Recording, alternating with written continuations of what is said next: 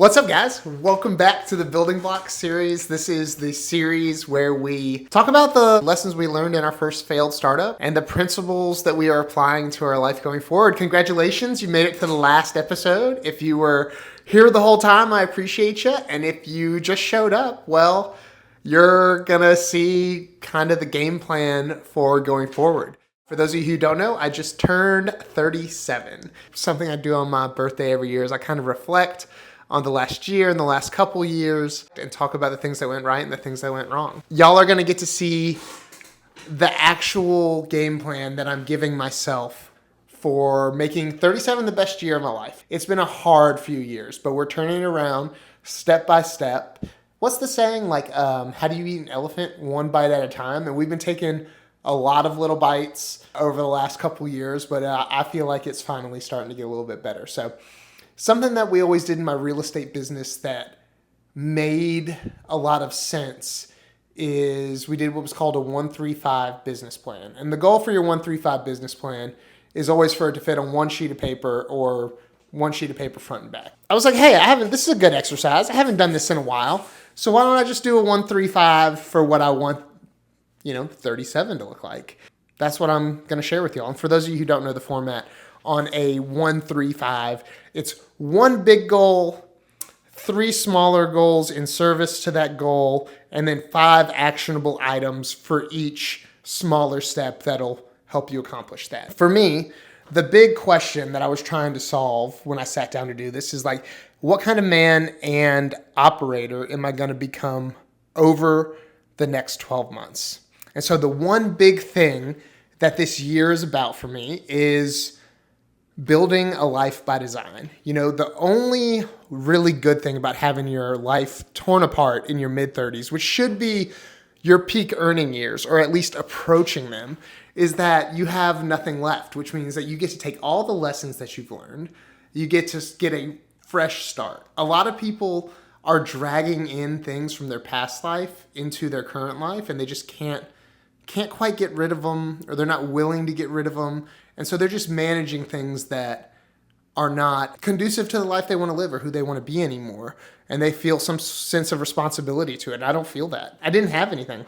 I lost it all. Everything. Pretty much every friendship, everything I owned, everything I had worked towards. And all I have left is my knowledge and my skill set. Had a TV show once before and y'all got me there. My business was built online. And so it just wouldn't be authentic if I didn't share the next phase of that with y'all. And that's what I've been trying to do through the Building Block series. And that's what we're going to do going forward. So the one big goal is building a life by design. I have a little quote by each one, kind of a mantra that I'm going to say to myself every day. I am rebuilding my life into something stronger, calmer, leaner, and fully under my control. So for me, this year is about becoming more disciplined instead of reactive, building peace instead of chaos, creating durable wealth instead of unstable growth, and then integrating health, business, relationships, and purpose into one aligned life. Yeah. And then just becoming a calm, capable, and undeniable operator. Coming out of a big failure, the proof on whatever you do next has to be undeniable. And I'm really excited about sharing that with y'all. And I'm starting to find my confidence again in doing that. As we go forward, you're just going to be there for the journey. All right. So the one big thing is building a life by design. Those were kind of some notes I made. Probably put it up on my website eventually, but for now, maybe just like a PDF in the picture. So you just got to swipe. So then there's 3 things that are in service to that goal. And for me, the first one is health and discipline. My little mantra is that I do hard things calmly. And so my 5 actions are that I'm going to train 5 days a week, go to sleep at the same time every night. I'm going to limit my alcohol, and I'm not going to eat any processed foods. The 4th thing is I'm going to be in the sauna 4 times a week for at least 25 minutes over 205 degrees. I'm going to fast every Monday. I'm going to go on a 4-day fast once a quarter. And then I'm going to do 1 extended fast a year, so at least 7 days. The health benefits behind fasting are just incredible, and I always have incredible brain clarity. So that is the first thing. The first pillar of my goal is health and discipline. The second one is my business and finances. And my mantra for that is that I build things that last. And the goal is to build a lean, controlled, sustainable, and scalable business model. So my 5 actions for that are, number 1, make 500 outreach attempts each week through direct mail and cold calls. That seems like a lot. I write letters to foreclosures, and sometimes I do 130 a day. So it's really not that much, but I do want to cold call more because I used to be so good at it. My second thing is that I'm going to create at least 4 really good pieces of content a week. As you can see, I am back creating content and I'm really enjoying it. And the goal for that content doesn't make sense right now for a lot of people that are following, but it will over time. So right now I'm just sharing the building blocks that I'm doing everything else in my life off of. And once we get through this, we'll get back to the business stuff, the personal stuff, and all of that. So I'm going to make 365 offers on houses this year for me and my partners. That's 1 offer a day. I think that's personally pretty low. In my last startup, I would make 6 or 7 offers before I got one. That is way too low. You should be making like 40 or 50 offers before you get one. My 4th thing is I'm going to give clear, concise, and honest updates to my partners every single day. Clarity is the enemy of resentment, I would say. Like, people can't build a story in their head around what you're doing if you're just telling them every day. And then the last part of this pillar is commit to reading and learning a minimum of 4 hours a week, which isn't something that I really struggle with. I love reading. I love watching podcasts and YouTube, but I think I'm going to lean more into an AI focus. So that would be for business and finances. That's the second pillar and the 5 actionable items that I'm going to take towards that daily and weekly. And then the last thing, the third pillar, relationships and meaning. This is more abstract. But my little mantra for that is, my life is integrated with people and things that improve my meaning and my purpose. And my goal is to build a meaningful and integrated life. Pretty straightforward. This is where it gets a little vague. Spend intentional time with my family every week. Intentional is a vague word. I know what that means. I know what is meaningful to me, but it might look different to somebody else. So, second thing is intentionally block time to maintain friendships and community. I have not always been the best friend because I've always put business in front of everything in my life. And because of that, I don't think that I was necessarily super reliable to my friends. That is something that over the last year, I've done a really good job of changing. People say things to me now and they use words to describe me that make me feel really good about myself. And I feel like I can be even better. So they say like, Paul, you're the most stable and consistent person in my life. And I'm like, anybody who knows me knows that is a wild statement. I want to continue down that path. So when I was younger, people would say that I was wild and I was ambitious, a dreamer, and I was all these things. And I still want to be those things, but I don't want that to be the first thing people say about me. I want them to say that I'm consistent and that I always show up.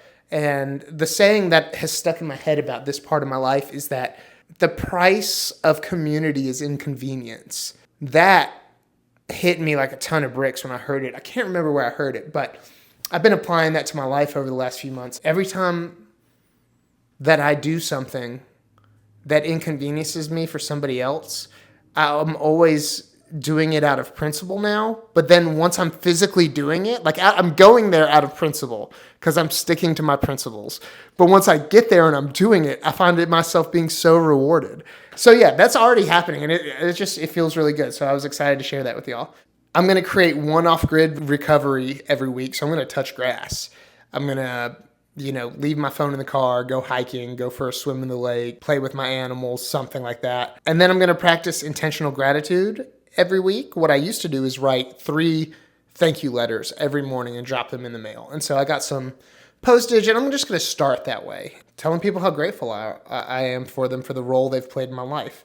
And then the last thing is I'm going to build traditions and experiences instead of just achievements. So instead of just chasing goals, I am going to intentionally build experiences with the people in my life and traditions so that they become habits. And this is the part that I probably need the most work on. I'm a very disciplined man. Since I'm starting over, I'm kind of ready to find my tribe and settle into that. And the final statement is this is the year I stop surviving my life and start deliberately building it.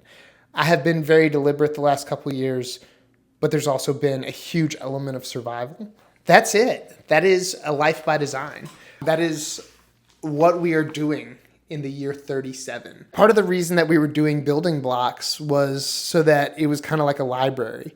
As life goes on, whether it goes right or wrong, people can come back and look at the principles that I was building that life on because I'm sharing it with you online. So we're looking at it from that standpoint. So we'll get back into like house flipping, and I got some podcast stuff and other stuff that I'm working on now, some creative projects that I'm really excited about. I thought about splitting the creative projects away from the real estate. I just don't care, like I don't want to be the person who has like 4 pages and they all do different things. Like I'm just going to live my life here and do it all here on the Houses by Paul page, take y'all for the journey. I'm really excited. Like I think that starting over and going through tragedy is only tragic if you don't apply the things you learned. And life is a lot longer than people tell you it is. When you're young, you feel like there's a knife to your throat every day and you have to go, and like you're going to run out of time. But the older you get, the more you realize that that is not necessarily true.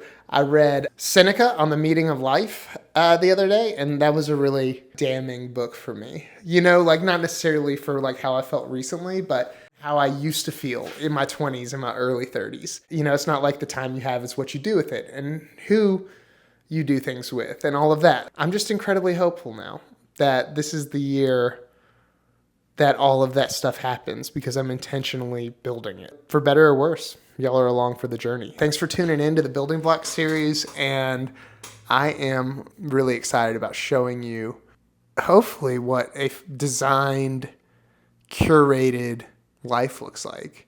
We'll see, but for better or worse, it'll be right here. So, all right.